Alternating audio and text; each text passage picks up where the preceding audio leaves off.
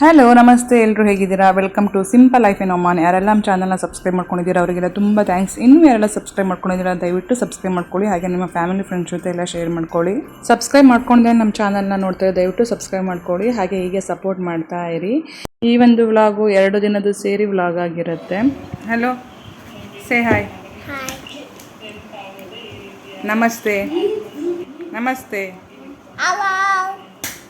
ಡಿಂಪು ಮತ್ತು ಕಂದು ಇಬ್ಬರು ಎದ್ದು ಬಂದಿದ್ದಾರೆ. ಕಂದು ಎಕ್ಸಸೈಸ್ ಮಾಡ್ತಾ ಇದ್ದಾನೆ. ನಿದ್ದೆ ಇದೆ ಆದರೂ ಎಕ್ಸಸೈಸ್ ಮಾಡ್ತಾ ಇದ್ದಾನೆ. ಈಗ ನಾವು ಲುಲ್ಲುಯಿಂದ ಸೊಪ್ಪೆಲ್ಲ ತೊಗೊಂಬಂದಿದ್ದು ನೋಡಿ, ಈ ಸೊಪ್ಪು ಎಷ್ಟು ಚೆನ್ನಾಗಿದೆ ಅಂತ ಹೇಳಿ. ಇದು ಪಾಲಕ್ ತಂದಿದೆ, ಪಾಲಕ್ ಸೊಪ್ಪು ಸ್ವಲ್ಪ, ಹಾಗೆಯೇ ಬಸಳೆ ಸೊಪ್ಪು. ಇದು ಕೆಂಪು ದಡಿದು ಬಸಳೆ ಸೊಪ್ಪು ತುಂಬ ಚೆನ್ನಾಗಿತ್ತು, ಅದಕ್ಕೆ ತೊಗೊಂಬಂದಿದ್ದೆ. ಬಸಳೆ ಸೊಪ್ಪು ನನ್ನ ಹಸ್ಬೆಂಡಿಗೆ ತುಂಬ ಇಷ್ಟ. ಮೊನ್ನೆ ನಾವು ಊರಿಗೆ ಹೋದಾಗಲೂ ನನ್ನ ಅಪ್ಪ ಅಮ್ಮ ಇಬ್ಬರು ತೊಗೊಂಬಂದಿದ್ರು ಊರಿಂದ. ಅದು ತುಂಬ ಚೆನ್ನಾಗಿತ್ತು. ಹಾಗೆ ಇದು ಕೆಂಪು ದಡಿದು ಬಸಳೆ ಸೊಪ್ಪು ಆಗಿದ್ದರಿಂದ ನಾನು ಇದನ್ನ ತೊಗೊಂಬಂದೆ. ಈಗ ಕರಿಬೇವು ಸೊಪ್ಪು ಹಾಗೆಯೇ ಕೊತ್ತಂಬರಿ ಸೊಪ್ಪು ಇದೆ. ಹಾಗೆ ಸಬ್ಬಸಿಗೆ ಸೊಪ್ಪು ನಾನು ಯಾವಾಗ ಸಿಕ್ಕಾಗಲೂ ಮಿಸ್ ಮಾಡಲ್ಲ, ತೊಗೊಂಬರ್ತೀನಿ. ಈಗ ನನ್ನ ಮಗನಿಗೆ ಮಧ್ಯಾಹ್ನ 3 ಗಂಟೆಯಿಂದ ಪ್ರಾಕ್ಟೀಸ್ ಇತ್ತು, ಅದಕ್ಕೋಸ್ಕರ ಅವ್ನು ಹೋಗ್ತಾ ಇದ್ದ. ಇವತ್ತು ಅವ್ರ ಪಪ್ಪ ಇದ್ದಿಲ್ಲ, ಅದಕ್ಕೆ ಅವ್ನ ಫ್ರೆಂಡ್ ಪಪ್ಪ ಬಿಡ್ತೀನಿ ಅಂತ ಅಂದಿದ್ರು, ಅದಕ್ಕೆ ಅವರಿಬ್ಬರು ಹೋಗ್ತಾ ಇದ್ದಾರೆ. ನೋಡಿ ಈಗ ಅಲ್ಲಿ ಹೋಗ್ತಾ ಇದ್ದಾನೆ. ಅವರು ನಮ್ಮ ಬಿಲ್ಡಿಂಗಿಂದ ಸ್ವಲ್ಪ ದೂರದಲ್ಲಿರೋದು, ಅಲ್ಲಿಗೆ ನಡ್ಕೊಂಡು ಹೋಗ್ತಾ ಇದ್ದಾನೆ. ಮಧ್ಯಾಹ್ನ 2:15 ಆಗಿದೆ. ಹೋಗ್ತಾ ಇದ್ದಾನೆ ಈಗ. 3 ಗಂಟೆಯಿಂದ ಕ್ಲಾಸು, ಟ್ರಾಫಿಕ್ ಎಲ್ಲ ಜಾಸ್ತಿ ಇರುತ್ತೆ ಅಂಥೇಳಿ ಬೇಗ ಕರ್ಕೊಂಡು ಹೋಗ್ತಾಯಿದ್ರು. ಅವನ ಫ್ರೆಂಡು ಕೂಡ ಸೆಲೆಕ್ಷನ್ ಆಗಿದ್ದಾನೆ, ಹಾಗೆ ಇವನು ಕೂಡ ಸೆಲೆಕ್ಷನ್ ಆಗಿದ್ದಾನೆ. ಅದಕ್ಕೆ ಪ್ರಾಕ್ಟೀಸಿಗಂತ ಹೋಗ್ತಾ ಇದ್ದಾರೆ ಇಬ್ಬರು ತುಂಬ ಒಳ್ಳೆ ಫ್ರೆಂಡ್ಸು. ಏನಾದರೂ ಬೇಕು ಅಂತ ಅಂದರೆ ನೋಟ್ಸ್ ಎಲ್ಲ ಎಕ್ಸ್ಚೇಂಜ್ ಮಾಡ್ಕೊತಾರೆ. ಹಾಗೆಯೇ ಆಟ ಆಡೋಕ್ಕೂ ಅಷ್ಟೇ ಒಟ್ಟಿಗೆ ಹೋಗ್ತಾರೆ.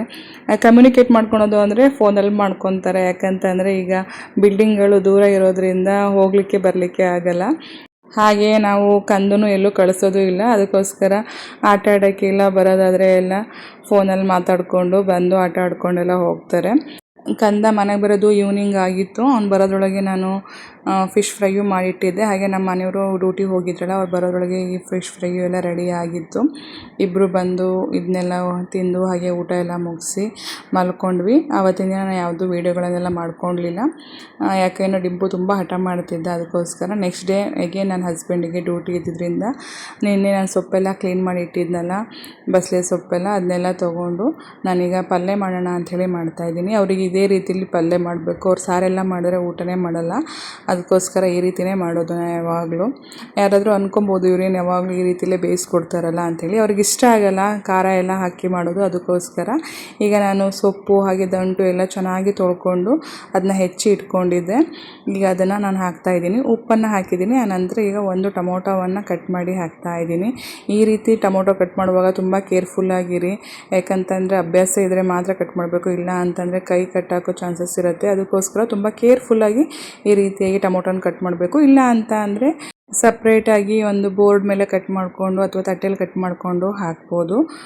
ಈಗ ನಾನು ಇದಕ್ಕೆ ಈರುಳ್ಳಿಯನ್ನು ಆ್ಯಡ್ ಮಾಡ್ತಾ ಇದ್ದೀನಿ. ಒಂದು ಈರುಳ್ಳಿಯನ್ನು ತೊಗೊಂಡಿದ್ದೀನಿ, ಹಾಗೆ ಒಂದು ಟೊಮೊಟೊವನ್ನು ತೊಗೊಂಡಿದ್ದೀನಿ.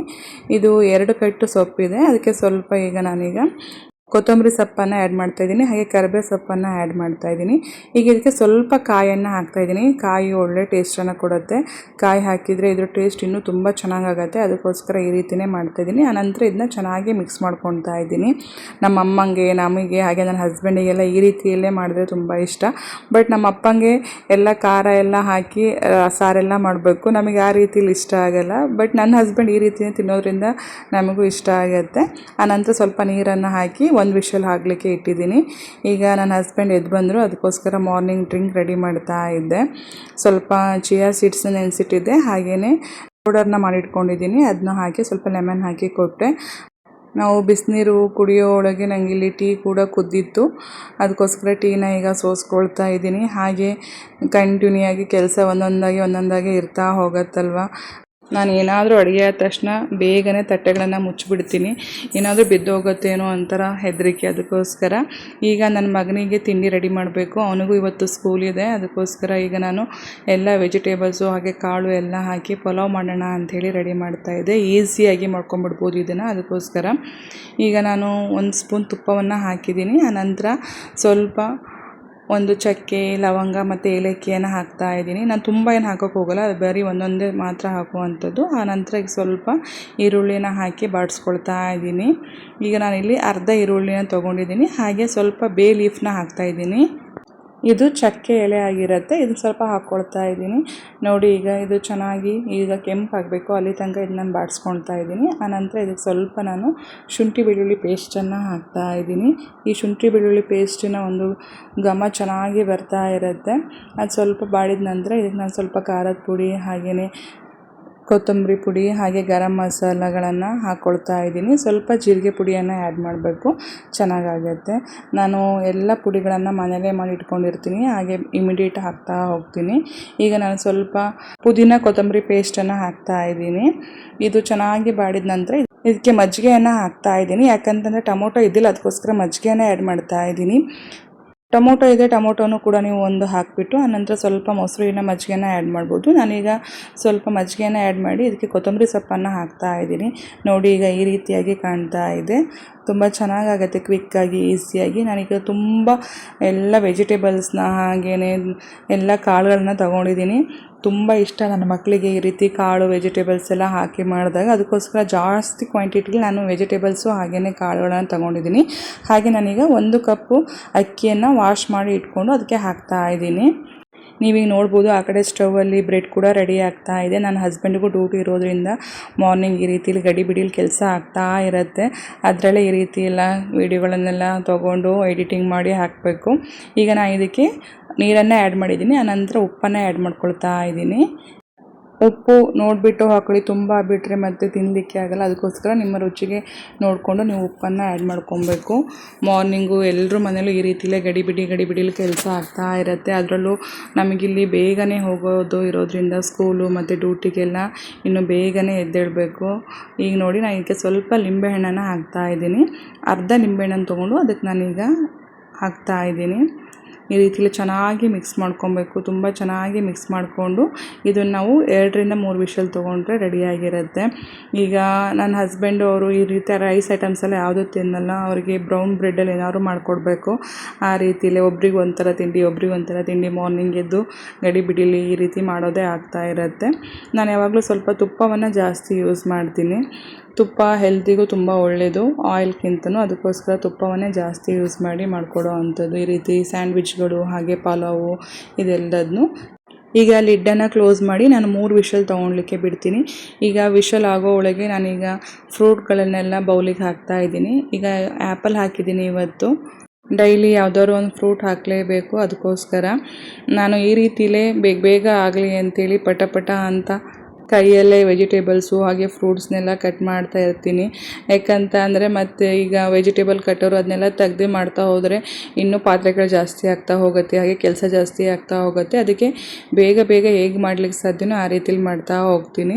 ಈಗ ನನ್ನ ಮಗನಿಗೆ ನಾನು ಫ್ರೂಟ್ಸ್ ಕಟ್ ಮಾಡಿ ಹಾಕ್ತಾ ಇದ್ದೀನಿ. ಅವರಿಗೆ ಡೈಲಿ ಯಾವುದಾದ್ರು ಫ್ರೂಟ್ ಕೊಟ್ಟು ಕಳಿಸ್ಲೇಬೇಕು, ಇಲ್ಲ ಅಂತಂದರೆ ಮೆಸೇಜ್ ಮಾಡಿ ಹೇಳ್ತಾರೆ ಯಾವುದು ಫ್ರೂಟ್ಸ್ ತಂದಿಲ್ಲ ಅಂಥೇಳಿ. ಅದಕ್ಕೋಸ್ಕರ ಡೈಲಿ ಕೊಟ್ಟು ಕಳಿಸ್ತೀನಿ. ಅದಕ್ಕೆ ಸ್ವಲ್ಪ ಉಪ್ಪು ಮತ್ತು ಪೆಪ್ಪರ್ ಪೌಡರ್ನ ಹಾಕಿದ್ದೀನಿ. ಇಲ್ಲಿ ನಮ್ಮ ಪಲ್ಯನೂ ಕೂಡ ರೆಡಿ ಆಗಿದೆ. ಅದಕ್ಕೆ ಒಗ್ಗರಣೆಯನ್ನು ಹಾಕ್ತಾ ಇದ್ದೀನಿ. ನಮ್ಮ ಮನೆಯವ್ರಿಗೆ ಆ್ಯಕ್ಚುಲಿ ಒಗ್ಗರಣೆನೂ ಹಾಕಬಾರ್ದು, ಬಟ್ ಒಗ್ಗರಣೆ ಹಾಕ್ದೇ ಕೊಡಬಾರ್ದು ಊಟ ಅಂಥೇಳಿ ನಾನು ಈ ರೀತಿಲಿ ಒಗ್ಗರಣೆಯನ್ನು ಹಾಕಿ ಪ್ಯಾಕ್ ಮಾಡ್ತಾ ಇದ್ದೀನಿ ಅವ್ರ ಬಾಕ್ಸಿಗೆ. ಅವರು ರೈಸ್ ಏನೂ ಅಷ್ಟು ತೊಗೊಂಡು ಹೋಗೋದಿಲ್ಲ, ಹಾಗೆ ರೈಸ್ ತಿನ್ನೋದು ಇಲ್ಲ. ಅದಕ್ಕೋಸ್ಕರ ಈ ರೀತಿಯಾಗಿ ಓಟ್ಸು ಅಥವಾ ಈ ರೀತಿ ಪಲ್ಯಗಳನ್ನು ಮಾಡಿಕೊಟ್ಟು ಕಳಿಸೋ ಅಂಥದ್ದು. ಅವ್ರ ಲಂಚ್ ಬಾಕ್ಸ್ ಎಲ್ಲ ರೆಡಿ ಮಾಡಿ, ಅವ್ರದ್ದು ಬ್ಯಾಗ್ ಎಲ್ಲ ರೆಡಿ ಮಾಡಿ ಕಳಿಸಿ ಆಯಿತು. ಈಗ ನನ್ನ ಮಗನಿಗೆ ತಿಂಡಿ ತಿನ್ನಿಸ್ಬೇಕು. ನೋಡಿ ತಿಂಡಿ ರೆಡಿ ಆಗಿದೆ. ಎಷ್ಟು ಚೆನ್ನಾಗಿ ಕಾಣ್ತಾ ಇದೆ ಅಂತ ನೋಡ್ಬೋದು. ಎಷ್ಟು ಕಲರ್ಫುಲ್ಲಾಗಿ ಹಾಗೆ ಬಿಡಿಯಾಗಿ ಎಷ್ಟು ಚೆನ್ನಾಗಿದೆ ನೋಡಿ. ಅಂದರೆ ಯಾವ ರೀತಿಯಾದ ವೆಜಿಟೇಬಲ್ಸ್ ಬೇಕಾದರೂ ಹಾಕಿ ಈ ರೀತಿಯಾಗಿ ಮಾಡಿಕೊಟ್ಟಾಗ ಮಕ್ಕಳು ಚೆನ್ನಾಗಿ ತಿಂತಾರೆ. ಈ ಮಾಮೂಲಿ ವೆಜಿಟೇಬಲ್ಸ್ ಎಲ್ಲ ಕೊಟ್ಟರೆ ತಿನ್ನೋದೇ ಇಲ್ಲ.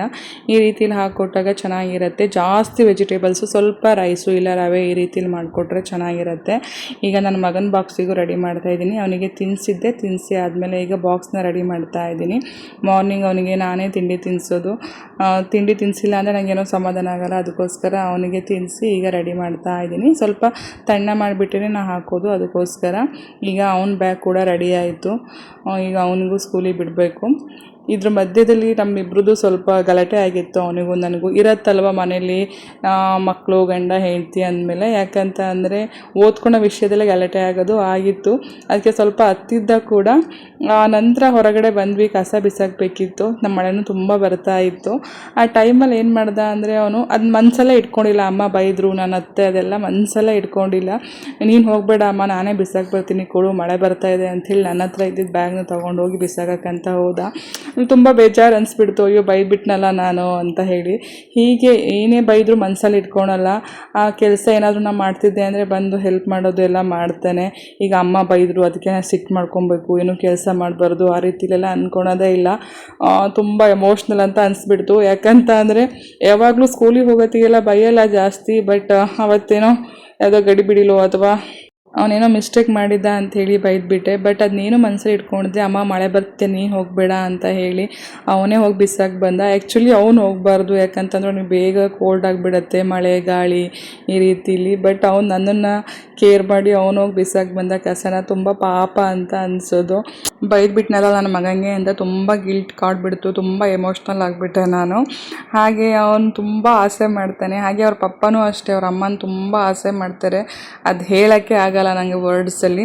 ಆ ರೀತಿಯಲ್ಲೇ ಇದು ಅಷ್ಟೇ, ತುಂಬ ಆಸೆ ಮಾಡುತ್ತೆ. ಏನೇ ಬೈದರು ಏನೇ ಸಿಟ್ಟು ಮಾಡಿದ್ರು ತುಂಬ ಆಸೆ ಮಾಡ್ತಾನೆ. ಎಲ್ಲರೂ ಹಾಗೆ ಅಲ್ವಾ, ಮನೇಲಿ ಬೈಯೋದು ಸಿಟ್ಟು ಮಾಡೋದು ಇದ್ದೇ ಇರುತ್ತೆ. ಇಲ್ಲ ಅಂತಂದರೆ ಅವರಿಗೆ ಕಷ್ಟ ಆಗತ್ತೆ ಮುಂದೆ, ಅದಕ್ಕೋಸ್ಕರ ಅಂತಲೇ ಬೈಯೋ ಅಂಥದ್ದು. ಅದಕ್ಕೋಸ್ಕರ ಏನು ಬೇಜಾರು ಮಾಡ್ಕೊಳಲ್ಲ ಅವನು, ಅದೊಂದು ಖುಷಿ ಆಗತ್ತೆ.